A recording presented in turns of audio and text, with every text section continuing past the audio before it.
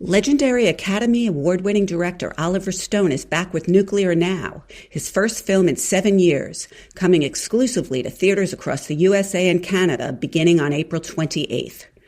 Based on the book A Bright Future, written by award-winning scholar of international relations, Professor Joshua S. Goldstein, who also co-wrote the film, Nuclear Now explores the possibility for the global community to overcome the challenges of climate change and energy poverty to reach a brighter future through the power of nuclear energy, an option that may become the only viable way to ensure our continued survival sooner than we think.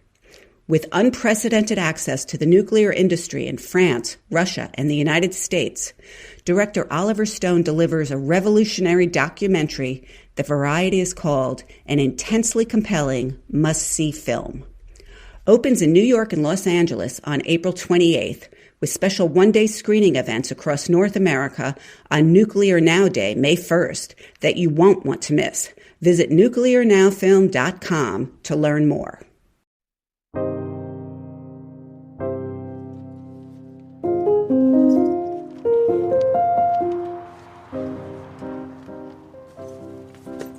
Earlier this year, I kept hearing that one of California's most unusual natural wonders was sitting right outside San Diego. But when I pulled my car off the road next to a metal fence behind a landfill and a recycling center, I started to have some doubts. Hey, Chuck. Yes. How's it going? Good, Chris. The entrance to the landfill is not the most impressive entrance to a national natural monument, but it protects it a little bit. This is Scientific American's Science Quickly. I'm Christopher Intagliata. I've always been obsessed with visiting the more extreme corners of my home state, California. And back before Google Maps and Instagram made it so easy to see what stuff looked like before you get there, I'd just stare at this big paper AAA map of the state, find some place that looked interesting, and drive there in my old Honda Accord. Those trips took me to places like the floor of a pitch-black lava tube near the Oregon border, so dark inside I couldn't see 2 inches in front of my face, and all the way up to the crest of the White Mountains, wandering the bristlecone pines. But here was a place just a little over an hour from where I grew up that I'd never even heard of, the Miramar Mounds National Natural Landmark. And in a state full of superlatives, the lowest basin and the highest peak in the lower 48, the tallest waterfall in North America, the largest trees in the world, this place protects one of the tiniest wonders. It's way less iconic, for sure, but it's much more special to see, and it's almost on the verge of disappearing.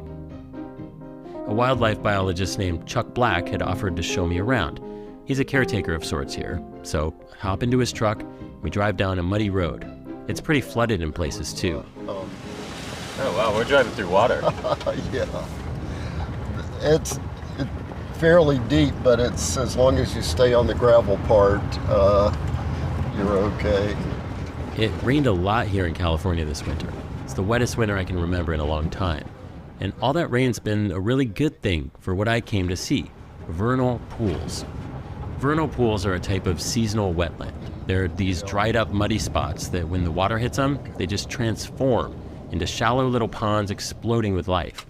Chuck hops out of the truck and leads me to an overlook for a better view. It's a rolling, marshy landscape dotted with scrubby bushes and shrubs. Vernal pools occur on these mesa tops, which were once at the bottom of an ocean. And when this was a level ocean floor, the shells of clams and crustaceans and things settled down over the millennia and formed a cemented layer, which is called a hard pan layer. It's kind of like the bottom of a swimming pool. And so if you dig down a couple of feet, you'd swear it was cement that somebody had put out at some time. And that's why the vernal pools exist. Right now you can see these pools everywhere. And at first glance, they're not all that much to look at. But if you zoom in a little closer, you'll see an abundance of life. Dozens of little invertebrates and plants, and they've all adapted to take advantage of the opportunity these pools provide. Chuck stoops down next to one, our boots sinking into the mud, and he drags a little green aquarium net through the water. On the first pass, he pulls up one of the most iconic residents of these pools, the fairy shrimp. So there we go. You see the fairy shrimp. Those are really nice large ones. Oh, yeah.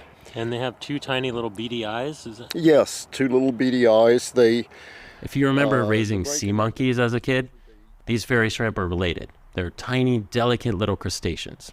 And if Vernal Pools had a mascot, it would probably be these fairy shrimp. In fact, since this natural landmark is on land owned by the Marines, officially it is Marine Corps Air Station Miramar, the fairy shrimp actually have become somewhat of a mascot here. They actually make these little patches with them on it. We have a fighting fairy shrimp medallion that people really laugh at. It's a fairy shrimp holding a machine gun. And every year, soon after the fairy shrimp show up, I take an aquarium full of shrimp into the commanding officer's headquarters. I'll add that because Chuck is the resident wildlife biologist on this base, probably fits within his job description to drop an aquarium full of fairy shrimp at the commanding officer's desk. It's always fun to get that reaction when you take an aquarium full of shrimp in and people see them for the first time. I mean, they're quite delightful to watch swim. Yeah. He takes me farther down the muddy trail to look at a smaller pool. See, here are some deer tracks. Deer came along and got stuck in the mud. Crouches down, grabs a little sprig of something. So this is San Diego mesa mint. If you pinch that and smell it, Oh, wow. yeah, it smells just like a mint. Yeah. So that's San Diego mesa mint, and this one is San Diego button celery. That's Orangium ristulatum. Both of those plants are endangered species, and several of the fairy shrimp species that live here are endangered too. They're endangered because a lot of their habitat has been paved over or turned into supermarkets and farmland.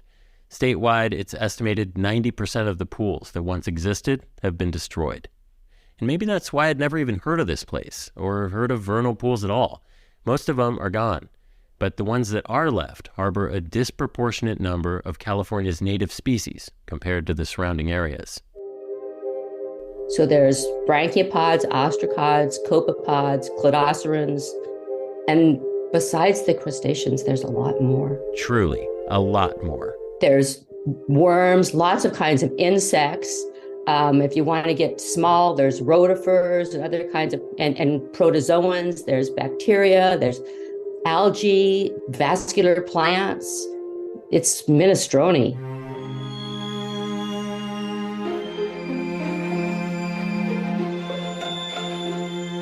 In the next episode, we'll talk with biologist Marie Simovich and other scientists about the suite of different plants and animals beyond fairy shrimp that call these pools home, and the one thing that unites a lot of them, a gift for living on the edge.